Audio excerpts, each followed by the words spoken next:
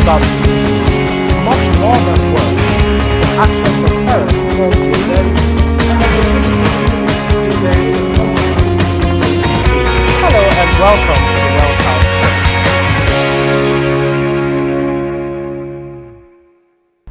Welcome to another edition of the Well Child Show, brought to you by Global Child Health and Safety Initiative.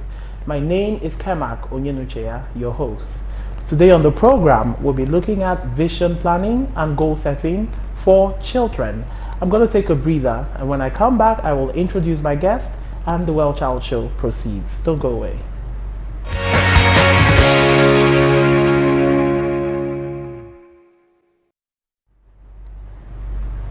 Welcome back. If you're just tuning in, you're watching the Well Child Show, and my name is Kemak Onyenuchea, your host.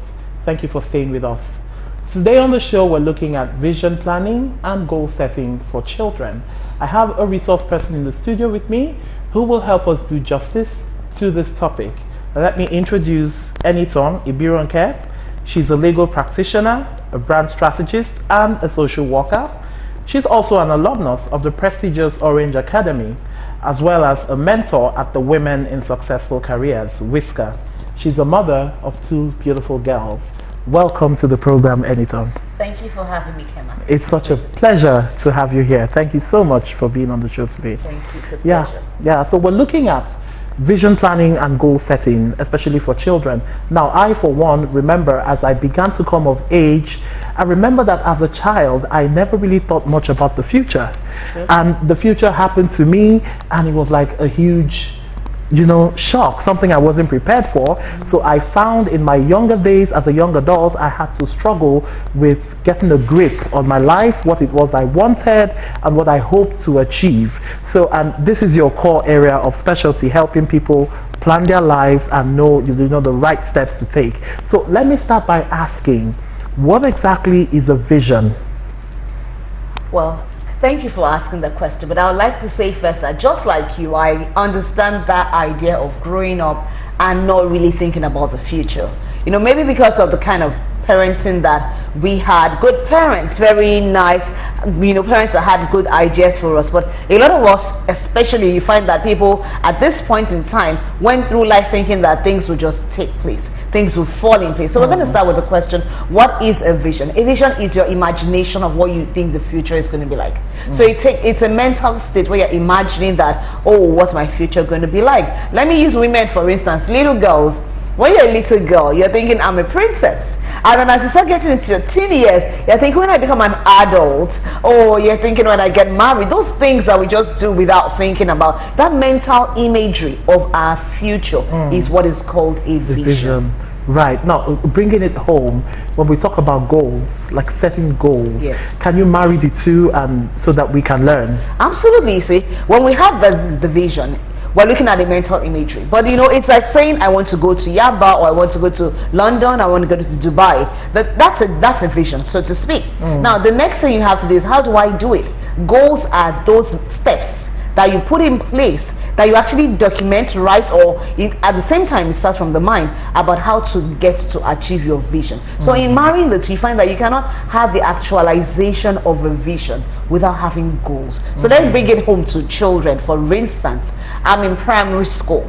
I know that I can tell you this for me as a person. In primary school, I had no vision, no goal of coming first, second, or third. I must confess, how I became a lawyer, those things. But but I had siblings who it was a crime, literally speaking, to come third place. And I was thinking, third place, that's like so that kind of thing. Now, so now, if my vision is to remain top 3 in a class, it means that my goals must be to study every day. Am I going to take a subject? Is it English? Is it mathematics? Am I going to sit down and take notes in class? As simple and as basic as that. Those are the things that foundationally. So before I get ahead of myself, because we still have a lot to talk about, I'll throw it back to you. Okay, now perfect. Now looking at vision as a mental picture of what you hope to be or what you hope to achieve, and goals as the basic steps that one can take to achieve those visions. Yes, please.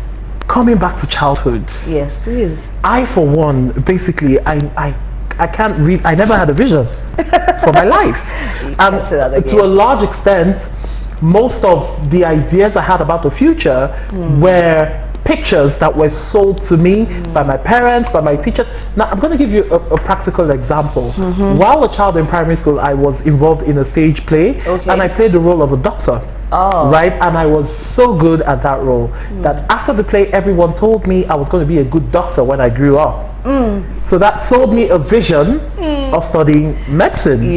No, but as I came into my own, I realized that what I ought to have been told was you're going to be a good actor. Well, that's actually a good way of looking at it. You said, but then again, what you could have been told at that time was that to become a good doctor, there's some things you need to do. So you find that for a lot of us, like you have rightly said, our parents or people around us sell ideas to us. They sell some visions to us. They sell some mental imagery of what life should be like to us. But the missing link you find in most cases is, what are the steps? So somebody tells me, you're a great child, you're going to be so awesome, you're ambitious, you're going to be successful. And they don't tell the child that to be successful, you're going to have to be disciplined. You're going to have to cut down television watching time. You're going to have to cut down maybe some times on your games. On Saturdays, you're going to cut down the kind of activities you get involved in. And you're going to have to add A, B, C, D to it, you know. Those things are not done. So you find that we get the grandiose visions, the dreams, the ideals of being awesome and and then we're not told. And then when we're not, as we get older, like, oh, this is hard work. Adulting is a scam. Exactly. And you know, there's so much frustration that comes with owning a vision that's basically not yours. So now, you are also a life coach. What can you tell our parents out there, or guardians, or people watching? Where do we draw the line between helping a child realize what the vision for their life is and selling our vision for our lives that as parents we probably never achieved? Now trying to get your children to vicariously live out your own vision that was not achieved. Where do we draw that line? I must say that at this point in time, you've touched a very thorny issue, in the sense that I personally can talk about this issue from my experience, and I would start from that. Yeah, that's why you're here. Yeah, sometimes you're just wondering, oh, am I about to open my parents' secrets to the whole world? But then my parents are dead, I'm a rich orphan, so it's okay. It's just my siblings that will get to laugh. But then let me use myself as an example. As a growing child, I was a very precocious, very vivacious, very active, engaging child. I could talk 19 to the dozen. So my mom would say, they say A to you, you said the B to Z. I could talk, I was enigmatic, I was quite dynamic and so many things. And so at the same time, I had a very high creative streak. So I was one of those children that we used to read books. My mom made sure that you read books. And so when we read the books, my imagination would imagine, let me use Famous Five for instance. Today I don't know if children are Famous Five, but imagine like Superman or Batman or Ben 10, you know, or Dora the Explorer. It would be any of those things. And I would read those books and I would imagine that it was Enitan that was in those books. So we'll write the story and I would form, so if it's Famous Five, it was just myself and my sister that were the real culprits. So we'll go Tremendous 2. Oh my God. Yeah, Adventures on Tremendous 2. Yeah. I would imagine that we're in those stories and things like that. It was as bad as when it would come to watching programs on television. You know, TV would start at 4 o'clock back then. I would go, after the program, I'll go and act everything from start to finish. So when I was growing up, by the time it came to time to write JAMB, I became confused. Who am I? What do I want to do? What should I do with my life? So thankfully I had a good lessons teacher. And then he said, what do you think? What are the things you like to do? And we identified that my talking was my best skill. So he said, okay, go into mass communication. You know, he said, go into public relations. Of course, when you look at the whole JAMB form, everything, there was nothing like public relations. So I saw that public relations was under mass communication. And I said, but look, and I went to meet my parents and everybody said, I have a problem here. I like to talk, but I also, at the same time, was a very highly creative person. I made my first dress hand-sewn when I was in primary school. Wow. I sewed needle and thread. So at the same time, so while I realized that the creatives, I felt mass comm covered all my acting, theater arts, everything together. I said to them that I like to sew. I wanted to go into fashion designing. I could style you, dress, do patterns. And one of my mom's, well, my dad's, one of my stepmom sent me a big, those big catalogs, fashion catalogs, and sent big one, said this girl likes fashion, let her go. Yeah. And so I applied to Yaba Tech to study fashion designing. Yeah. And then my mom thought, Polytechnic. Hey, this girl wants to kill me. First the university for jam, she puts mass com. Then you go polytechnic, poly, she chose poly, and then fashion designing. Who gave birth to you? Did you drop on your head? And I'm my mom's firstborn, so you can imagine the outrage, the pressure. And then so I thought to myself that they're not going to change my mind. I know what I want to do. I'm a big girl. Oh man, that was the end of that dream. Guess what happened? My jam form said, you have to fill everything in pencil. Take eraser now, erase it. Now first the poly form, that one was like, that was a lost dream, forget it. I don't even know if they submitted it. Wow. At that time we couldn't go and submit it by ourselves. So but somehow I think it got done, because I remember going to write the poly jam. And then when it came to my university, my mom erased everything, put law. I said, law, okay. So your dad is a lawyer. I'm an accountant. How will my child say she wants to do mass com? I said, I want to be like those people I see on television. I want to be on air. Mother was like, what's she talking about? Get out of here. She now told me the same skills you need for mass com are the same skills you need for law. Do you like to talk? You'll be talking as a lawyer. I said, okay. Really? But I said, Mom, I don't like to read though. Oh, wow. I don't want to read books.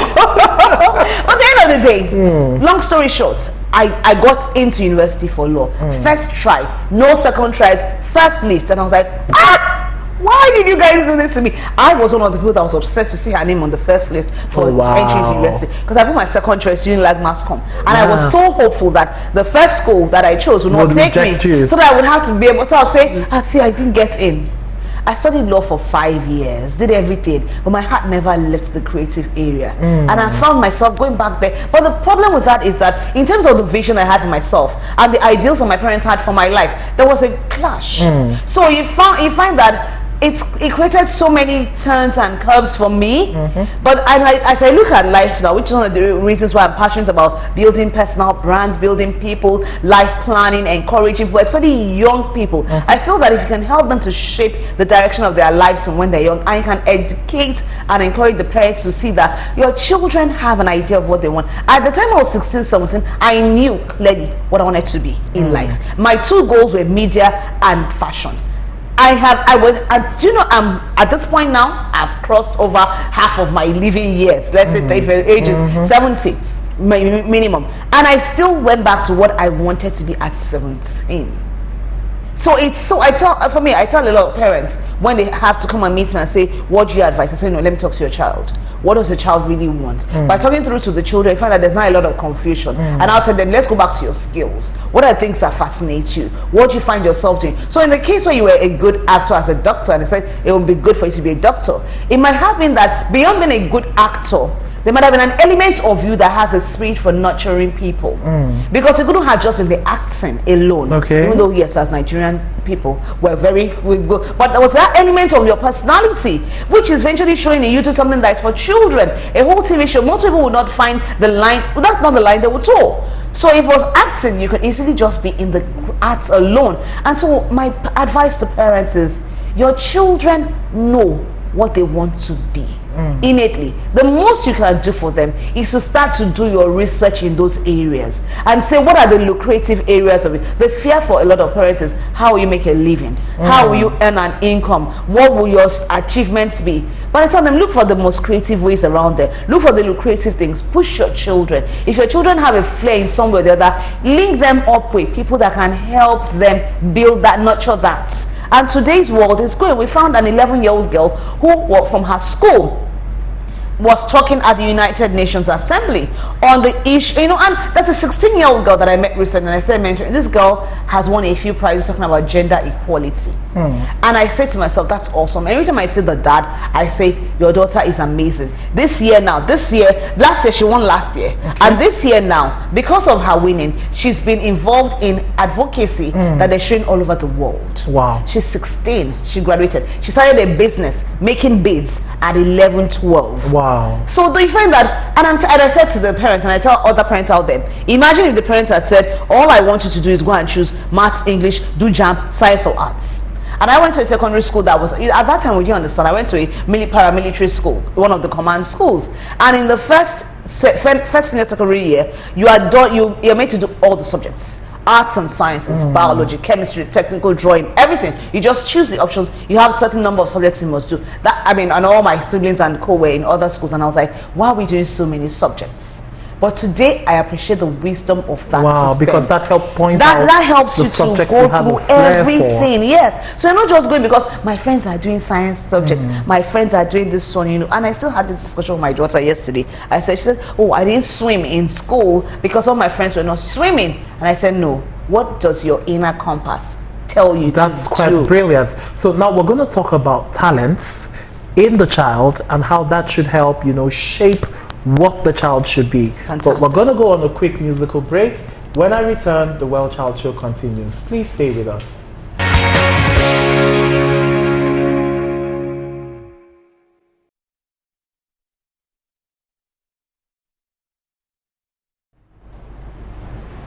You're welcome back to the Well Child Show. If you're just tuning in, my name is Kemak Onyenuche, your host, and the Well Child Show is brought to you by Global Child Health and Safety Initiative. I have Enitan Ibironke with me in the studio today. She's a legal practitioner, a brand strategist, and I just might add, a career counselor. Thank you, Enitan, for we've had a lot of insight. Now, before we went on the break, we were talking about talent and the natural giftings and propensities of the child, and how. Now, let me ask: does that play a role in what children should be and in how parents should guide their children in planning and setting goals for their futures? You see, off the top of my head, without even thinking about it, the first thing that jumps out of me at that question is a resounding yes. You see, the truth is that none of us landed on earth just boom by a flick of accident. So we were created and brought here with gifts within us. It's like now, I have an orange, I have an apple, I have a banana, I have different fruits. And in those different fruits, there are different ingredients in them that do different things. Like especially when we're looking at wellness, they'll tell you that the shape of a fruit kind of predetermines what function it does in the body. Now let's bring that home to children or human beings. When you're born, you come with some skill sets, some things and talents that are innate to you. I can assure you that in my house with my siblings, I probably do the most talking, which is I can actually be channeled properly, because you find children who talk a lot, like most times parents are trying to shut them down. And but the good thing about my house growing up was that my dad would never shut you up. We used to sit down and even have to talk about things. So we'll ask your opinion. So going to the question, the talents and the skills that children have plays a very predominant, a relevant, and an extremely, notice all the adjectives that I've used, role in what they should be channeled to becoming. And notice the word I use, channeled. You see, because children are like clay, wet clay. We kind of mold them as adults. And I say adults because the role of molding a child into an adult should not be left to just the parents alone. Because we're in society, there's a saying that says it takes a village to raise a child. Yes. And most times we take it in the sense of discipline alone, mostly when it's generally used. But the adults around the child, because in any society, you have uncles, you have aunties, you have cousins, you have educators across board. Now, one of the systems of education that I have found very exciting and very dynamic, because I've done a bit of a foray in education administration, has been the Montessori system. Yeah. Now, the Montessori system of education is so unique and was very clearly misunderstood in Nigeria for a while, because people didn't understand why you would say you're just using tools. You set up classrooms or areas and you just put all sorts of things, sensory materials, and you tell the child to gravitate towards them and use them. You are not having book writing, you're not having the paper barrier, you're not doing the structured education. But the principle of Montessori that was intriguing to me was the principle that a child will gravitate towards those things that are really truest to their nature, to what they carry. Now, why I found it interesting was because my first daughter was, her education at the initial stages, I didn't follow the structured education. So I put her in school, but I was more concerned with her childcare than the educational learning. Wow. So it was very, very key that the place where she was in, the people there were concerned with nurturing. And so issues as reading, I'm like, you're going to read, you're going to do these things, but I want you to feel highly loved. My first daughter is so, she has her sense of love and security is so strong because of what she was exposed yes. to. And so that made me, and I felt, okay, babes, it's time for you to start learning properly. I was highly attracted to the Montessori system because when I said she now started school, I now started feeling guilty. Should I have made her go to regular school immediately? Because I now started asking, she can't read yet, she's 4, she's not reading the 3-letter words, she's 5, she's not doing this, those kind of questions. And my sister recommended, my sister is in management and education as well, she then recommended a teacher, and the lady said, madam, this child of yours is never going to learn, or would not learn at that time, in the regular route learning method. She needs to be exposed to a lot of creativity. That is her personality. Yeah. And that thing has never left me. And I now went back to who I was when I was younger, where I knew clearly the kind of things I was attracted to. I'm not the kind of person that, so my talents and my skills, I can sit down from when I was younger, I could hold you with rapt attention with my stories. I could stay in a place and come in and start spinning stories and start talking, and I was so in tune to being able to, and then how your inflection, so many things. I used to think for the longest time I would read books that I could match. So when I'm talking, I remember when I was in university, I was talking about the World War II, I was talking about Russia, I was talking about the SARS, and there was this book I loved, the woman Katrina, the woman who tamed the SARS. And people used to think, oh, she's traveled around the world. I say, yes, she has traveled around the world, but in the minds of others. Wow. And so it's no doubt, let's look at that and look at the life I'm living now and the things I do. It's key.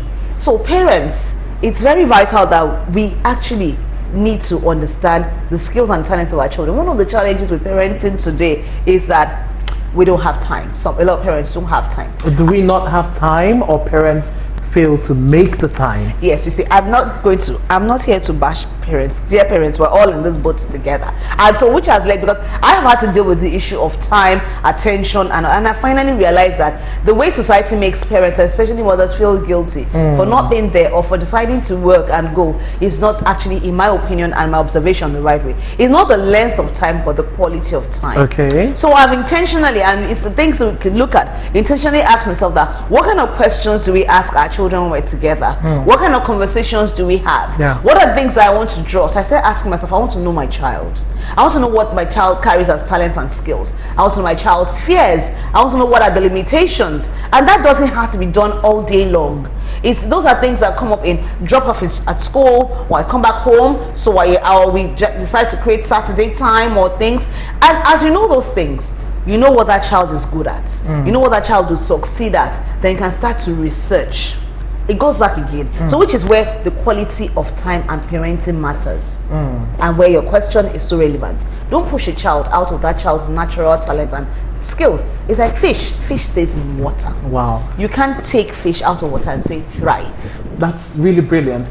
Now, before we go on the next break, which would of course lead to the wrapping up of the show, I want you to help the parents understand what happens if a parent feels, because one of the duties of parenting is to direct your child. It's expected that parents who have more life experience can tell better, at least predict the future better.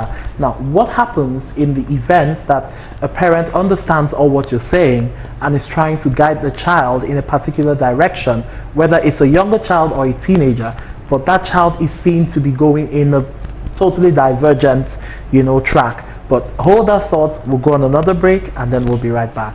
The Well Child Show continues after the break.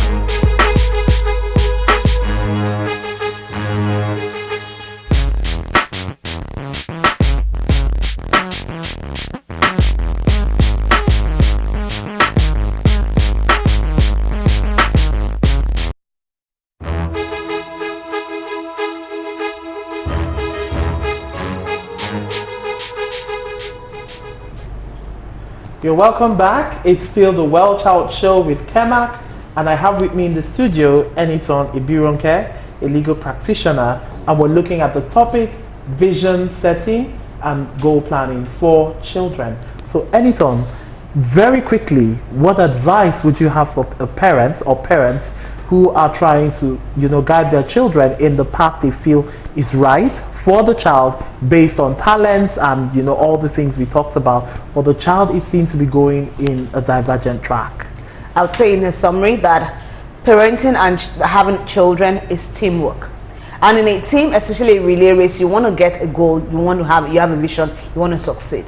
So then at that point in time, ask yourself as parents, how do we succeed together? I need to hear the voice of my children, and I also need to be knowledgeable to be able to advise my children. Work hand in hand with your child's natural habitat and talents.